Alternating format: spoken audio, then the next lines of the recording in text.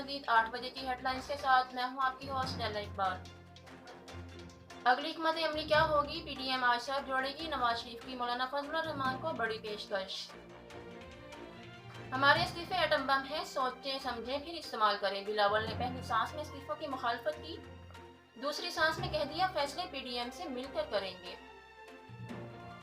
पहले कहते थे मरियम को स्मैश करेंगे, हुकूमत का मुझे बाहर भेजने का ख्वाब कभी पूरा नहीं होगा।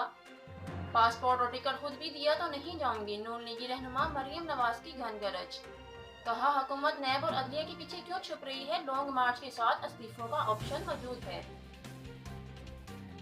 लॉन्ग मार्च और चेयरमैन डिप्टी चेयरमैन सेनेट का इंतखाब, वफाकी काबीना का इजलास आज। 16 नुकाती एजेंडा जारी, मुल्क की माशी सूरत हाल का जायजा लिया जाएगा।